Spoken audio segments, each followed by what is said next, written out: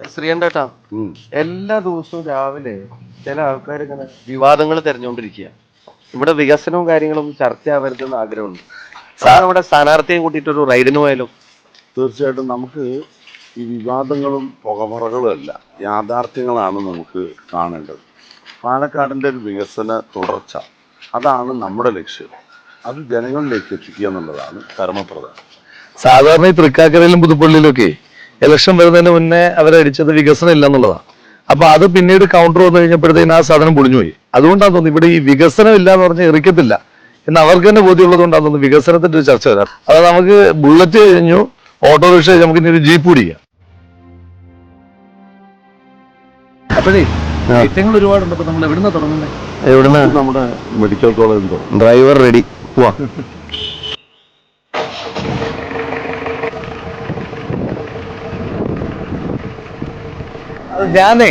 ഞാൻ പറഞ്ഞപ്പോഴൊക്കെ ഞാൻ പറഞ്ഞിരുന്നു, ഈ പാലക്കാട് മെഡിക്കൽ കോളേജ് എന്ന് പറയുന്നത് നമ്മുടെ കേരളത്തിന്റെ ഒരു ആരോഗ്യ ഭൂപടത്തിലെ പ്രധാനപ്പെട്ട സ്ഥാനമുള്ളതാണ്. അതിനുമപ്പുറം ഒരു വലിയ സാമൂഹ്യ നവോത്ഥാനത്തിന് ഉദാഹരണമാണ്. നമ്മുടെ അയ്യങ്കാളി പറഞ്ഞത് സമുദായത്തിൽ നിന്ന് 10 BA കിട്ടണമെന്നാണ്. 10 അല്ല, 100 കണക്കിന് MBBS കിട്ടത്തക്ക രീതിയിൽ. അത് ആ കാലഘട്ടത്തിൽ ശ്രീ ഉമ്മൻചാണ്ടി സാർ കേരളത്തിന്റെ മുഖ്യമന്ത്രിയായിരുന്ന സമയത്ത് ഒരു വിപ്ലവം തന്നെയാണ്. അതെ, നല്ലേട്ടൻ മെഡിക്കൽ കോളേജ് തുടങ്ങുന്നു സ്ട്രോങ് ആയിട്ടുള്ള തീരുമാനം എടുത്തു. പലരും എതിർക്കാനൊക്കെ വന്നപ്പോഴും അതിനകത്ത് വിട്ടുവീഴ്ച ചെയ്ത് Oommen Chandy sir full support Oommen Chandy sir അതിന് കൊടുത്തു. അങ്ങനെ സ്ഥലം ഒറ്റ ദിവസം കൊണ്ടാണ് ഏറ്റെടുക്കുന്നത്. സത്യം പറഞ്ഞാൽ ഒരു എയിംസിൻ്റെ ക്വാളിറ്റിയിലേക്ക് കൊണ്ടുവരാൻ കഴിയാവുന്ന ബേസിക് ഇൻഫ്രാസ്ട്രക്ചറാണ് ആ സമയത്ത് നമ്മൾ പ്ലാൻ ചെയ്തത്. നമ്മുടെ ഗവൺമെൻറ്റിൻ്റെ കാലത്തെ വിഷനും അതായിരുന്നു. ശ്രീകണ്ഠേട്ടാ, ഈ സ്ഥലം ശരിക്കും 2010 ഗൂഗിൾ എർത്ത് ഇമേജ് എടുത്ത് നോക്കിയാണ്ടല്ലോ, കംപ്ലീറ്റ് ഒന്നുമില്ലാതെ കിടക്കുന്ന കാട് പിടിച്ച് കിടക്കുന്ന ഒരു ലാൻഡായിരുന്നു. അപ്പൊ നമുക്ക് മെഡിക്കൽ കോളേജിലേക്ക് അറിയാലോ. തീർച്ചയായിട്ടും പാലക്കാട് ഗവൺമെന്റ് മെഡിക്കൽ കോളേജിലേക്ക് രാഹുൽ മാങ്കൂട്ടത്തിന് സ്വാഗതം. മാത്രമല്ല, ഇനി ഇതിന്റെ ഫർദർ ഡെവലപ്മെന്റ് ചെയ്യേണ്ടത് ജനങ്ങൾ നിയോഗിക്കുമ്പോൾ രാഹുലാണ്. അതിന് നമ്മളുടെ രണ്ടുപേരുടെ എല്ലാ പിന്തുണയും ഉണ്ടാവും, പാലക്കാടൻ ജനതയുടെ പിന്തുണയും ഉണ്ടാവും.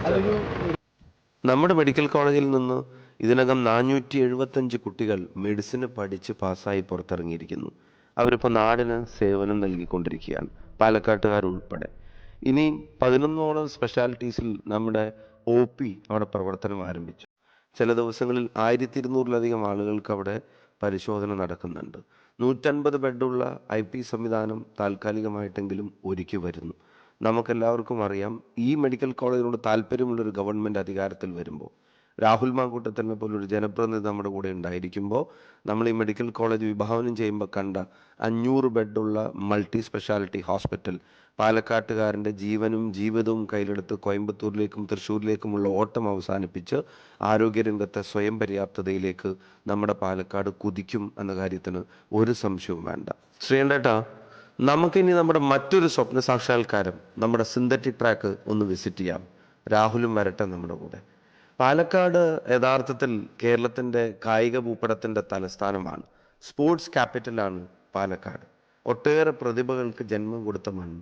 ഈ മണ്ണിൽ ഏറ്റവും വലിയ സ്പോർട്സ് ഇൻഫ്രാസ്ട്രക്ചറാണ് ഈ സിന്തറ്റിക് ട്രാക്ക് എന്ന കാര്യത്തിന് ഒരു സംശയവും വേണ്ട.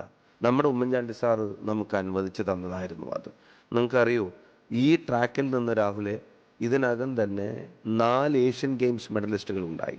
ഈ ട്രാക്കിൽ നിന്ന് ഒരു കോമൺവെൽത്ത് ഗെയിംസ് മെഡലിസ്റ്റ് ഉണ്ടായി. ഈ ട്രാക്കിൽ നിന്നാണ് നമ്മുടെ ഒളിമ്പ്യൻ ശ്രീശങ്കർ ഇന്ത്യയുടെ ദേശീയ ലോങ് ജമ്പ് റെക്കോർഡ് ഹോൾഡറായി മാറുന്നതിൻ്റെ പരിശീലനം നടത്തുന്നത്. ഭാവിയിൽ പാലക്കാടിൻ്റെയും കേരളത്തിൻ്റെയും മേൽവിലാസമായ ഒട്ടേറെ പ്രതിഭകൾക്ക് ജന്മം കൊടുക്കാൻ പോകുന്ന ട്രാക്കാണിത്. ഇവിടെ ഒരു അഡീഷണൽ ഫെസിലിറ്റിയായി നമ്മൾ MLA ഫണ്ടിൽ നിന്ന് 2,19,00,000 രൂപ അനുവദിച്ച് നടക്കുന്ന നിർമ്മാണ പ്രവർത്തനങ്ങളാണ് ഈ കാണുന്നത്.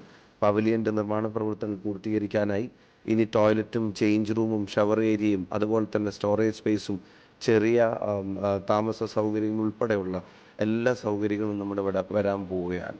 രാഹുൽ മാങ്കൂട്ടത്തിൻ്റെ നേതൃത്വത്തിൽ നമ്മുടെ ഈ സ്പോർട്സ് ഇൻഫ്രാസ്ട്രക്ചർ പുതിയ ഉയരങ്ങളിലേക്ക് എത്തുമെന്ന് പാലക്കാടിന് ഉറപ്പിക്കാം. പിന്നെ നമ്മുടെ സാംസ്കാരിക സമുച്ചയം, ഇത് ശരിക്കും പാലക്കാടിൻ്റെ ഒരു സാംസ്കാരിക എന്താ പറയുക, VT ഭട്ടതിരിപ്പാടിൻ്റെ പേരിലുള്ള സാംസ്കാരിക പൈതൃക മ്യൂസിയം നമ്മൾ നമ്മൾ വേറെ. അപ്പോൾ എല്ലാ ഫെസിലിറ്റി ഉള്ള, ഇപ്പം പല ഫെസ്റ്റിവല് അതിൻ്റെ പരിശീലനങ്ങളും അതിനുള്ള എല്ലാ സൗകര്യങ്ങളും, ആംഫി തിയേറ്റർ, ഗാലറി, എല്ലാ സൗകര്യങ്ങളോടും കൂടിയാണ് ഇത് വന്നിരിക്കുന്നത്. ഇനി നമുക്ക് നമ്മുടെ KSRTC ഡിപ്പോയിലൊന്ന് പോവാം. പാലക്കാട്ട് KSRTC ബസ് ടെർമിനൽ ഒരേ സമയം വലിയൊരു വെല്ലുവിളിയും സാധ്യതയുമായിരുന്നു. വെറും 2 കോടി രൂപ മാത്രം MLA ഫണ്ടിൽ നിന്ന് നീക്കിവെച്ചാൽ മതി എന്ന ധാരണയിലാണ് നമ്മൾ നിർമ്മാണ പ്രവർത്തനങ്ങൾ ആരംഭിക്കാൻ ശ്രമിച്ചത്. പക്ഷെ പിന്നീട് 1 രൂപയുടെ പോലും സഹായം ഗവൺമെൻറ്റിൽ നിന്നോ ഡിപ്പാർട്ട്മെൻറ്റിൽ നിന്നോ നമുക്ക് ലഭിച്ചില്ല. MLA ഫണ്ടിൽ നിന്ന് പൂർണ്ണമായും 8 കോടിയിലധികം രൂപ നീക്കിവെച്ച് കേരളത്തിലെ തന്നെ മികച്ചൊരു ഫെസിലിറ്റിയാണ് നമുക്കിന്ന് ഒരുക്കാൻ കഴിഞ്ഞത്. ഏറ്റവും വൃത്തിയുള്ള, ഏറ്റവും സൗകര്യമുള്ള ടെർമിനലുകളൊന്ന് പാലക്കാടിന് യാഥാർത്ഥ്യമാക്കി കൊടുക്കാൻ സാധിച്ചതിൽ അതിയായ ചാരിതാർത്ഥ്യമുണ്ട്. KSRTC ടെർമിനൽ കഴിഞ്ഞിട്ട് നമുക്ക് നേരെ പാലക്കാട് മുനിസിപ്പൽ ബസ് ടെർമിനൽ ഒന്ന് കാണാൻ പോവാം. പാലക്കാട് നഗരസഭയുടെ ഏറ്റവും പ്രാചീനമായിട്ടുള്ള ബസ് സ്റ്റാൻഡായിരുന്നു മുനിസിപ്പൽ ബസ് സ്റ്റാൻഡ്. കാലപ്പഴക്കം കൊണ്ട് അത് ഇടിഞ്ഞു വീണ് ആ പ്രദേശത്തെ വ്യാപാരികൾ, അതുപോലെ യാത്രക്കാർ എല്ലാവരുടെയും ആവശ്യം പരിഗണിച്ചുകൊണ്ടും നഗരസഭയുടെ റിക്വസ്റ്റ് കണക്കിലെടുത്തും MP ഫണ്ടിൽ നിന്നും 2 കോടി രൂപ അനുവദിച്ച് ബസ് ടെർമിനലിൻ്റെ പണി ആരംഭിച്ചു. പണം മതിയാകില്ലെന്ന് പറഞ്ഞ് വീണ്ടും 23 ലക്ഷം, ആകെ 2 കോടി 23 ലക്ഷം രൂപയ്ക്ക് സമയബന്ധിതമായി ആ ബസ് ടെർമിനൽ നിർമ്മിച്ചു കഴിഞ്ഞിട്ട് 9 മാസമായി. നാളെ ഇതുവരെ നഗരസഭ അത് തുറന്നു കൊടുക്കാനുള്ള നടപടി സ്വീകരിച്ചില്ല. ഈ നാടിനോട് നഗരസഭ കാണിച്ച ഏറ്റവും വലിയ അവഗണനയുടെ രൂപമായി ഇപ്പോൾ ബസ് ടെർമിനൽ നിലകൊള്ളുകയാണ്. സിവിൽ സർവീസ് രംഗത്ത് വലിയ പാരമ്പര്യമുള്ള ജില്ലയാണ് പാലക്കാട്. ആ പാലക്കാട് അർഹിച്ചിരുന്ന ഒരു വികസന പ്രവർത്തനമായിരുന്നു കേരള സ്റ്റേറ്റ് സിവിൽ സർവീസ് അക്കാഡമിയുടെ ഒരു ബ്രാഞ്ച് പാലക്കാട് ആരംഭിക്കുക എന്നുള്ളത്.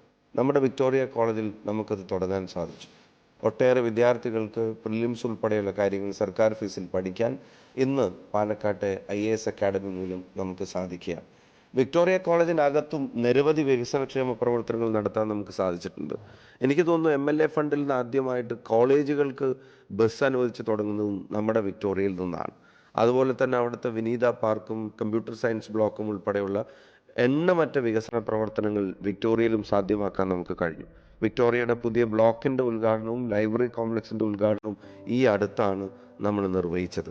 വിക്ടോറിയയുടെ വികസന കാലയളവിലും വിക്ടോറിയയുടെ വികസന കാര്യങ്ങളിലും ചരിത്രത്തിൽ രേഖപ്പെടുത്താവുന്ന വർഷങ്ങളാണ് കടന്നുപോയത്. ശ്രീനേട്ട, MLA എന്നുള്ള നിലയിൽ ഏറ്റവും കൂടുതൽ സാറ്റിസ്ഫാക്ഷൻ കിട്ടിയ മറ്റൊരു കാര്യമാണ് നമ്മുടെ നൂറണിയിലെ സിന്തറ്റിക് ഫുട്ബോൾ ടർഫ്. ഏതാണ്ട് 2.5 കോടി രൂപ ചെലവിലാണ് നമ്മൾ നിർമ്മിച്ചത്. ഇപ്പോഴും ഇത്രയും ക്വാളിറ്റിയുള്ള ഒരു ഗവൺമെൻറ് സെക്ടറിൽ ടർഫ് വേറെ ഉണ്ടെന്ന് ഞാൻ കരുതുന്നില്ല. എത്രയോ ചാമ്പ്യൻഷിപ്പ്, ലീഗ് മാച്ചസ്, അതുപോലെ തന്നെ സ്കൂളുകൾ ഉൾപ്പെടെയുള്ള മത്സരങ്ങൾ, കോച്ചിങ് ക്യാമ്പുകൾ, സെലക്ഷൻ ക്യാമ്പ്സ്, ഒരുപാട് കാര്യങ്ങൾ ഇപ്പോഴും നമ്മുടെ ടർഫിൽ നടക്കുക. ഫുട്ബോൾ ഇൻഫ്രാസ്ട്രക്ചറിൽ ഇത്രയും നിലവാരമുള്ള ഒന്ന് പാലക്കാട് മറ്റൊന്നും ഉണ്ടോ എന്നുള്ള കാര്യം സംശയമാണ്. ഇനി ഇതിനെ അടുത്ത ഘട്ടത്തിലേക്ക് എത്തിക്കാനൊക്കെ നമ്മുടെ രാഹുലിന് സാധിക്കും. രാഹുലിനോടൊപ്പം പാലക്കാട്ടെ ഫുട്ബോൾ പ്രേമികളും ഉണ്ടാവും. അല്ല, കൽപ്പാത്തിയിലൊന്നും പോണ്ടേ? ശരിക്കും കൽപ്പാത്തിയും തേരും ഒക്കെ ആയിട്ട് പരിചയപ്പെടാൻ തെരഞ്ഞെടുപ്പും സ്ഥാനാർത്ഥിത്വവും റിസൾട്ടൊക്കെ അന്നൊരു കാരണമായിരുന്നെങ്കിലും ഇപ്പോൾ അതിനെല്ലാം അപ്പുറത്തേക്ക് ആ ബന്ധം വളർന്നു എന്നാണ് ഞാൻ വിശ്വസിക്കുന്നത്. ലോകത്തെവിടെ പോയാലും ഈ തേര് ദിവസങ്ങൾ കൽപ്പാത്തിയിലെ തിരക്കിലൊന്ന് അലിയാൻ, തിരിച്ചു വരാൻ കൊതിക്കുമെന്നുള്ള കാര്യത്തിന് ഒരു സംശയവും വേണ്ട. MLA എന്നുള്ള നിലയിൽ ഏറ്റവും കൂടുതൽ വ്യക്തിപരമായ ഏറ്റവും കൂടുതൽ സന്തോഷം തോന്നിയ ഒരു കാര്യം കൽപ്പാത്തിക്ക് വേണ്ടി ചെയ്ത കാര്യങ്ങളാണ്. ഞാനിവിടെ വന്നപ്പോഴാണ് മനസ്സിലാക്കിയത് കൽപ്പാത്തിയിലെ തേര് നടക്കുമ്പോൾ ഇവിടെ കറണ്ട് ഉണ്ടാവാറില്ല എന്നുള്ളത്. എല്ലാ ഓവർ ഹെഡ് ക്രോസിങ്ങും KCB ജീവനക്കാർ വന്ന് അഴിച്ചു വെക്കണം. അതുപോലെ തന്നെ ഈ വശങ്ങളിലെ കമ്പികളിൽ തേര് തട്ടി അപകടമില്ലാതിരിക്കാൻ ആ സമയത്ത് കറണ്ട് ഓഫ് ചെയ്യണം. നമ്മുടെ ഉമ്മൻചാണ്ടി സാറുമായി സംസാരിച്ച് ഒരു സ്പെഷ്യൽ ഓർഡർ കിട്ടി. MLA ആസ്തി വികസന ഫണ്ടിൽ നിന്ന് ഈ വശങ്ങളിലെ കേബിളുകളെല്ലാം ഏരിയൽ ബഞ്ച്ഡ് കേബിളാക്കി മാറ്റാൻ എനിക്ക് സാധിച്ചു. ഓവർ ഹെഡ് ക്രോസിംഗ് എല്ലാം അണ്ടർഗ്രൗണ്ട് കേബിളുകളാക്കാനും സാധിച്ചു. കൽപ്പാത്തിയിൽ മാത്രമല്ല, നിരവധി അഗ്രഹാരങ്ങളിൽ, രഥപ്രയാണ വീതികളിൽ ഈ കാര്യങ്ങൾ പാലക്കാടിന് വേണ്ടി ചെയ്യാൻ കഴിഞ്ഞത് ഇപ്പോഴും ഏറ്റവും വലിയൊരു സന്തോഷവും അഭിമാനവുമാണ്. ഒരു തടസ്സവും ഇല്ലാതെ കൽപ്പാത്തി തേര് ആസ്വദിക്കാൻ ലക്ഷക്കണക്കിനായിട്ടുള്ള ആളുകൾ പലയിടങ്ങളിൽ നിന്ന് ഓടിയെത്തുമ്പോൾ നമ്മുടെ നാട്ടിൽ കറണ്ട് ഇല്ലാതിരിക്കാൻ പറ്റില്ലല്ലോ. എന്താണെങ്കിലും അതൊക്കെ ചെയ്യാൻ സാധിച്ചത് വലിയ പൊതുജീവിതത്തിലെ തന്നെ വലിയ ഒരു അച്ചീവ്മെൻ്റ് ആയിട്ട് എന്നും തോന്നുകയാണ്. എനിക്ക് തോന്നുന്നു നമ്മുടെ സാംസ്കാരിക രംഗത്ത്, സംഗീത രംഗത്ത് പ്രത്യേകിച്ചും നമ്മുടെ ഇന്നലകളെ ശരിക്കും പരിചയപ്പെടുത്താൻ കഴിയാവുന്ന ഒരിടം തന്നെയാണ് നമ്മുടെ ജില്ലാ പൈതൃക മ്യൂസിയം. 2011 ഇവിടെ വോട്ട് ചോദിക്കാൻ വന്നപ്പോഴാണ് നമ്മുടെ മധുരവീരൻ കോളനിയിലെ ജനങ്ങളുടെ പ്രയാസം നേരിട്ട് കണ്ടത്. ശരിക്കും സത്യം പറഞ്ഞ ചേരി സമാനമായ ജീവിത സാഹചര്യങ്ങളിൽ വളരെ ഇടുങ്ങിയ സ്ഥലങ്ങളിൽ 6-7 അംഗങ്ങളടങ്ങിയ കുടുംബം അത്ര പ്രയാസപ്പെട്ട് കഴിയുന്നത് കണ്ടിട്ട് മനസ്സ് വേദനിച്ചിട്ടുണ്ട്. അവർക്കിപ്പോൾ അവരിൽ 64 കുടുംബങ്ങൾക്ക് നമുക്ക് ഈ ഫ്ലാറ്റുകൾ നിർമ്മിച്ചു കൊടുക്കാൻ കഴിഞ്ഞു എന്നുള്ളത് ഒരു ജനപ്രതിനിധി എന്നുള്ള നിലയ്ക്ക് ഏറ്റെടുക്കേണ്ട ഉത്തരവാദിത്തങ്ങളിൽ ഏറ്റവും പ്രധാനപ്പെട്ട ഒന്നായിരുന്നു എന്നുള്ള തിരിച്ചറിവ് കൊണ്ട് തന്നെയാണ്. തീർച്ചയായിട്ടും ഇത് ഒരു മാതൃകയായി നമ്മുടെ നാടിന് മാറിയിട്ടുണ്ട്. രാഹുൽ ഇതുപോലെ ഒട്ടനേകം കാര്യങ്ങൾ പാലക്കാടിന് വേണ്ടി ചെയ്യാൻ കഴിവുള്ളൊരു സാരഥിയായിരിക്കും എന്നുള്ളത് പാലക്കാട്ടുകാർ തിരിച്ചറിയുന്നുണ്ട്. പാലക്കാട് റെയിൽവേ പിറ്റ് ലൈൻ പദ്ധതി ഏറെ കാലത്തെ ജനങ്ങളുടെ ഒരു ആഗ്രഹമാണ് സഫലീകരിക്കാൻ പോകുന്നത്. കഴിഞ്ഞ വർഷം 67 കോടി രൂപയുടെ പദ്ധതി അനുമതിയാണ് നമുക്ക് ലഭിച്ചത്. റെയിൽവേ പിറ്റ് ലൈനിൻ്റെ പണി ദ്രുതഗതിയിൽ നടക്കുകയാണ്. 2025 ഏപ്രിലോടുകൂടി ആ റെയിൽവേ പിറ്റ് ലൈൻ പൂർത്തിയാകുമ്പോൾ നിരവധി ട്രെയിനുകൾ പാലക്കാട് നിന്നും, ദീർഘദൂര ട്രെയിനുകൾ പാലക്കാട് നിന്നും യാത്ര തുടങ്ങാനും യാത്ര അവസാനിപ്പിക്കാനും കഴിയും. ചുരുങ്ങിയത് 1 ഡസൻ ദീർഘദൂര ട്രെയിനുകൾ ഉത്തരേന്ത്യയിലേക്കും കേരളത്തിൻ്റെ 2 ഭാഗത്തേക്കും പുതിയതായിട്ട് ആരംഭിക്കാൻ കഴിയും. ഇതോടുകൂടി പാലക്കാട് റെയിൽവേയുടെ ഒരു ഹബ്ബായി തന്നെ മാറും. വലിയ വികസന സാധ്യതയാണ് ഈ പിറ്റ് ലൈൻ പദ്ധതി വന്നതോടുകൂടിയിട്ട് ഉണ്ടാകാൻ പോകുന്നത്. അതിവേഗം നമ്മൾ പൂർത്തീകരിച്ച വികസന പ്രവർത്തനങ്ങളിൽ ഒന്നായിരുന്നു പാലക്കാട്ടെ KSRTC ലിങ്ക് റോഡ്. നമ്മുടെ പുതിയ KSRTC ടെർമിനലിനും ഏറെ സഹായകമായ ഒന്ന്. വെറും കാട് പിടിച്ച് കിടന്നിരുന്ന ഒരു ഇറിഗേഷൻ കനാൽ മാത്രമായിരുന്നു ഈ റോഡിനെ പാലക്കാട്ടെ ഏറ്റവും പ്രധാനപ്പെട്ട ഒരു ലിങ്ക് റോഡാക്കി മാറ്റാൻ നമുക്ക് സാധിച്ചു. ഏതാണ്ട് 100 കോടിയോളം രൂപയുടെ റോഡിൻ്റെ വികസന പ്രവർത്തനങ്ങൾ ഈ കാലയളവിൽ ഏറ്റെടുത്ത് നടത്താൻ നമുക്ക് സാധിച്ചു. അതുപോലെ തന്നെ ഏതാണ്ട് 10-30 കോടിയിലധികം രൂപയുടെ പ്രൊജക്റ്റുകൾ ഇപ്പോൾ ഡിക്ലെയർഡുമാണ്. പലതിൻ്റെയും നിർമ്മാണ പ്രവർത്തനങ്ങൾ ആരംഭിച്ചിട്ടുമുണ്ട്.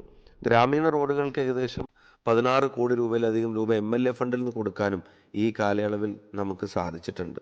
എന്ന് മാത്രമല്ല, പുതിയ ബൈപ്പാസുകൾക്ക് വേണ്ടിയുള്ള സ്ഥലം ഏറ്റെടുപ്പ് നിർമ്മാണ പ്രവർത്തനങ്ങളും മുന്നോട്ട് പോയിക്കൊണ്ടിരിക്കുന്നു. ഇനി ഒരു പ്രധാനപ്പെട്ട കാര്യം, ഇപ്പോൾ പാലക്കാട്ട് നഗരത്തിലെ കൽമണ്ഡപം കൽപ്പാത്തി ബൈപ്പാസ്, അതുപോലെ തന്നെ കണ്ണാടി പഞ്ചായത്തിലെ മമ്പറം തണ്ണീർപ്പന്തൽ, മാത്തൂർ പഞ്ചായത്തിലെ ചുങ്കമന്നം കടന്ന് ബംഗ്ലാ സ്കൂൾ വരെ പോകുന്ന കുഴൽമന്നുള്ള പുതിയ BMBC റോഡ്, അതുപോലെ തന്നെ മേലാമുറി പൂടൂർ റോഡ്, ഇതുപോലെ നിരവധി റോഡുകൾ BMBC നിലവാരത്തിലേക്ക് ഈ സമയത്തിൽ ഉയർത്താൻ നമുക്ക് സാധിച്ചു. ഇംഗ്ലീഷ് ചർച്ച് റോഡിലെ പഴയ പാലം പൊളിച്ച് വീതി കൂട്ടിയ പുതിയ നിർമ്മിച്ചതുപോലെ, റെയിൽവേ സ്റ്റേഷൻ റോഡിലെ പുതിയ പാലം നിർമ്മിച്ചതുപോലെ പല പുതിയ പാലങ്ങളും നിർമ്മിക്കാനൊക്കെ ഈ കാലയളവിൽ നമുക്ക് സാധിച്ചിട്ടുണ്ട്. പാലക്കാട്ടെ ബൈപ്പാസുകളിൽ ഏറ്റവും പ്രധാനപ്പെട്ടത് പൂർത്തീകരിക്കുന്ന വർഷങ്ങളായിരിക്കും ഇനി നമ്മുടെ മുമ്പിൽ വരാൻ പോകുന്നത്. അതിന് രാഹുൽ മാങ്കൂട്ടത്തിൽ നേതൃത്വം നൽകാൻ കഴിയുമെന്ന് നമുക്കെല്ലാവർക്കും വിശ്വാസമുണ്ട്. ഈ നിർമ്മാണം അവസാന ഘട്ടത്തിൽ എത്തിക്കൊണ്ടിരിക്കുന്ന ഈ ടാങ്ക്, അത് നമ്മുടെ പിരായിരിയിലെ മാമ്പ്രയിലാണ് ഇപ്പോൾ നിലകൊള്ളുന്നത്. ജൽജീവൻ മിഷൻ്റെ പദ്ധതി പ്രകാരം ഏതാണ്ട് 80 കോടി രൂപയാണ് നമ്മുടെ മാത്തൂർ പിരായിരി പഞ്ചായത്തുകൾക്കായിട്ട് കണ്ടെത്താൻ നമുക്ക് സാധിച്ചത്. മാത്തൂർ പഞ്ചായത്തിൽ ഇപ്പം പ്ലാന്റിൻ്റെ ജോലി നടന്നുകൊണ്ടിരിക്കുന്നു. അവിടുത്തെ ടാങ്കിൻ്റെ ജോലിയും അവസാന ഘട്ടത്തിലാണ്. പിരായിരി പഞ്ചായത്തിലെ ടാങ്കിൻ്റെ ജോലി അവസാന ഘട്ടത്തിലാണ്. പൈപ്പ് ലൈൻ സ്ഥാപിക്കൽ ഒട്ടുമിക്ക സ്ഥലങ്ങളിലും പൂർത്തിയായിട്ടുണ്ട്. ഇനി ഇതിൻ്റെ കമ്മീഷൻ കൂടെ ചെയ്യുന്നതോടുകൂടി ഞാൻ ഏറ്റവും കൂടുതൽ സന്തോഷത്തോടെ പറയുന്നു, പാലക്കാട് നിയോജകമണ്ഡലത്തിലെ എല്ലാ വീടിൻ്റെ മുന്നിലും ശുദ്ധമായ കുടിവെള്ളം എത്തിക്കാമെന്ന ഏറ്റവും വലിയ ദൗത്യം ജനങ്ങൾക്ക് കൊടുത്ത മറ്റൊരു വാക്ക് നമ്മൾ പാലിക്കുകയാണ്. ഇതേ സമയം തന്നെ കണ്ണാടി പഞ്ചായത്തിലും ഏതാണ്ട് 16 കോടിയിലധികം രൂപയുടെ കുടിവെള്ള പദ്ധതികൾ നമുക്ക് ഏറ്റെടുത്ത് നടപ്പിലാക്കാൻ സാധിച്ചിട്ടുണ്ട്. അപ്പോൾ കുടിവെള്ള വിതരണ രംഗത്ത് ഒരു നിർണായകമായ ചുവടുവെപ്പായിട്ട് ഇത് മാറും. എല്ലാ വീടിൻ്റെ മുന്നിലും ശുദ്ധമായ കുടിവെള്ളം എത്തിക്കുക എന്നുള്ളത് ഏതൊരു ജനപ്രതിനിധിയും കാണുന്ന ഏറ്റവും പ്രധാനപ്പെട്ട സ്വപ്നങ്ങളിൽ ഒന്നാണ്. അതിൻ്റെ പൂർത്തീകരണമാണ് ഇപ്പോൾ ഈ നടന്നുകൊണ്ടിരിക്കുന്നത്. ഞാൻ ഈ കുളം കാണുമ്പോൾ ഇവിടുത്തെ ജനങ്ങൾ ഏറ്റവും പ്രധാനപ്പെട്ട ആവശ്യമായിരുന്നു ഇതൊന്ന് നവീകരിക്കണം എന്നുള്ളത്. ഏതാണ്ട് 2 കോടിയോളം രൂപ ചെലവിട്ടിട്ടാണ് ഈ കുളത്തെ ഇതുപോലെ മനോഹരമാക്കാൻ സാധിച്ചത്. അവിടുത്തെ കുട്ടികൾ ഉൾപ്പെടെയുള്ള ആളുകൾ നന്നായിട്ട് ഉപയോഗിക്കുകയും ചെയ്യുന്നത് കാണുമ്പോൾ ഭയങ്കര സന്തോഷമുണ്ട്. ഇതുപോലെ തന്നെ ചെറക്കുളത്തും നമ്മുടെ MLA ആസ്തി വികസന ഫണ്ടിൽ നിന്ന് നവീകരണ പ്രവർത്തനങ്ങൾ നടന്നുകൊണ്ടിരിക്കുക. ഈ വീഡിയോ കാണുന്ന ആളുകൾ സമയമുണ്ടെങ്കിൽ ഒന്ന് പുതുക്കുളങ്ങരയിൽ പോയി നോക്കണം. അധികം വൈകാതെ ചെറക്കുളവും നമ്മൾ ഇതുപോലെ തന്നെ ആക്കിയെടുക്കും. രാഹുൽ മാങ്കൂട്ടത്തിന് നിങ്ങളുടെ എല്ലാവരുടെയും പിന്തുണയുണ്ടെങ്കിൽ നമ്മളെ ജലസ്രോതസ്സുകളുടെ സംരക്ഷണം തീർച്ചയായിട്ടും പ്രധാനപ്പെട്ട ഒരു അജണ്ടയാക്കി മാറ്റുമെന്ന കാര്യത്തിന് ഒരു സംശയവും വേണ്ട. മനോഹരമായ നമ്മുടെ പാലക്കാടിൻ്റെ ഏറ്റവും സുന്ദരമായ പൊതുയിടങ്ങളിൽ ഒന്നാണ് നമ്മുടെ രാപ്പാടിയിലെ ശിലാവാടിക. അതും ഈ കാലയളവിൽ നവീകരിക്കാൻ നമുക്ക് സാധിച്ചു എന്നുള്ളത് അഭിമാനകരം തന്നെയാണ്. അത്തരം കാര്യങ്ങൾക്ക് തുടർച്ചയുണ്ടാവാനും രാഹുൽ മാങ്കൂട്ടത്തിൻ്റെ നേതൃത്വത്തിന് കഴിയുമെന്ന് എനിക്ക് ഉറച്ച വിശ്വാസമുണ്ട്. കേരളത്തിലെ വ്യവസായ രംഗത്ത് പാലക്കാടിന് തനതായ ഒരു വ്യക്തിമുദ്രയും സ്ഥാനവും ഈ വരുന്ന വർഷങ്ങളിൽ ലഭിക്കാൻ പോവുകയാണ്. നാഷണൽ ഇൻഡസ്ട്രിയൽ കോറിഡോറിൻ്റെ ഭാഗമായി കഞ്ചിക്കോട് വരുന്ന ഇൻഡസ്ട്രിയൽ ക്ലസ്റ്റർ നിരവധി ബഹുരാഷ്ട്ര കമ്പനികൾ വരുന്നു. 10,000-കണക്കിന് പേർക്ക് തൊഴിൽ ലഭിക്കാൻ പോവുകയാണ്. ഇതുപോലൊരു വികസന സാധ്യത പാലക്കാട് സാധ്യമാക്കാൻ കഴിഞ്ഞു. കഴിഞ്ഞ ലോക്സഭാ സമ്മേളനത്തിൽ ഉൾപ്പെടെ നിരന്തരമായ ഇടപെടൽ മൂലം 3,800 കോടി രൂപയുടെ പദ്ധതിക്കാണ് ആദ്യഘട്ടത്തിൽ അംഗീകാരം ലഭിച്ചിരിക്കുന്നത്. 10,000 കോടി മുതൽ മുടക്കുന്ന വലിയൊരു സംരംഭമാണ് പാലക്കാട് വരുന്നത്. ഇതോടുകൂടി പാലക്കാട് ജില്ലയിലെ അതുപോലെ കേരളത്തിലെ തന്നെ ഒരുപാട് 10,000-കണക്കിന് അഭ്യസ്തവിദ്യരായ യുവാക്കൾക്ക് തൊഴിൽ സാധ്യത ഉണ്ടാകുകയാണ്. വലിയൊരു വ്യവസായ പുരോഗതി ഉണ്ടാകുകയാണ്. കയറ്റുമതി ഉൾപ്പെടെയുള്ള വ്യവസായ ശൃംഖല ശക്തമായി പാലക്കാട് വരാൻ പോകും.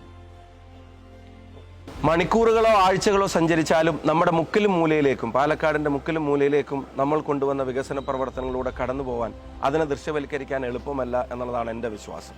നിങ്ങൾക്കറിയാം, ചെറിയ റോഡുകൾ, ലൈറ്റുകൾ, കുടിവെള്ള പദ്ധതികൾ, കെട്ടിടങ്ങൾ, സ്കൂളുകളിൽ ചെയ്ത കാര്യങ്ങൾ, അതുപോലെ തന്നെ ഇവിടുത്തെ സർക്കാർ ഡിപ്പാർട്ട്മെൻറ്റുകളുടെ പുതിയ ഓഫീസുകൾ തുടങ്ങി ജനങ്ങൾക്ക് ആവശ്യമായിട്ടുള്ള ഒരുപാട് കാര്യങ്ങൾ ഈ കാലയളവിൽ ചെയ്യാൻ നമുക്ക് സാധിച്ചിട്ടുണ്ട്. നമ്മുടെ റോഡുകൾ മുഴുവൻ നിങ്ങളെ കാണിക്കാൻ ഈ സമയം കഴിയില്ല, പ്രധാനപ്പെട്ട റോഡുകൾ. അപ്പോൾ ഒരു കാര്യം ഞാൻ പറയുന്നു, രാഹുൽ മാങ്കൂട്ടത്തിൽ എന്ന സ്ഥാനാർത്ഥിക്ക് വേണ്ടി ഒരു വോട്ട് ചെയ്തതിൻ്റെ പേരിലോ ഒരു വോട്ട് ചോദിച്ചതിൻ്റെ പേരിലോ നമ്മൾ ആരും പ്രയാസപ്പെടുന്ന ഒരു സാഹചര്യം ഉണ്ടാവില്ല. നമ്മൾ അനിവാര്യമായൊരു ഭരണമാറ്റം കൂടെ സംഭവിക്കുന്നതോടുകൂടി പാലക്കാടിനെ കൂടുതൽ വേഗതയിൽ മുന്നോട്ട് കൊണ്ടുപോകാൻ അദ്ദേഹത്തിന് സാധിക്കും എന്നുള്ള കാര്യത്തിലും സംശയം വേണ്ട. ഈ നാടിനോട് ഒരു കാര്യം നെഞ്ചിൽ കൈവച്ച് പറയാൻ ആഗ്രഹിക്കുന്നു. നിങ്ങളുടെ ഒരു വോട്ട് കൊണ്ട് നമ്മൾ ചെയ്ത കാര്യങ്ങളിൽ ചിലത് മാത്രമാണ് നിങ്ങളെ ഇപ്പോൾ കാണിക്കാൻ കഴിഞ്ഞത്. അനേകമുണ്ട്, അത് നിങ്ങൾക്ക് തന്നെ ബോധ്യമുള്ളതാണ്. അതുകൊണ്ട് ഞങ്ങളുടെ കൂടെ ഉണ്ടാവണം. നമ്മുടെ രാഹുലിന് നിങ്ങളുടെ ഹൃദയത്തിൻ്റെ അംഗീകാരവും വോട്ടും നൽകി വിജയിപ്പിക്കണമെന്ന് വിനീതമായിട്ട് അഭ്യർത്ഥിക്കുന്നു. വോട്ടിംഗ് മെഷീനിലെ 2ാമത്തെ ചിഹ്നം നിങ്ങളുടെ മനസ്സിലെ 1ാമത്തെ പേരും ചിഹ്നവും നമ്മുടെ രാഹുലിന് കൈപ്പത്തി ചിഹ്നത്തിൽ വോട്ടുകൾ രേഖപ്പെടുത്തി വിജയിപ്പിക്കണമെന്ന് വിനീതമായി എല്ലാ പാലക്കാട്ടുകാരോടും അഭ്യർത്ഥിക്കുകയാണ്.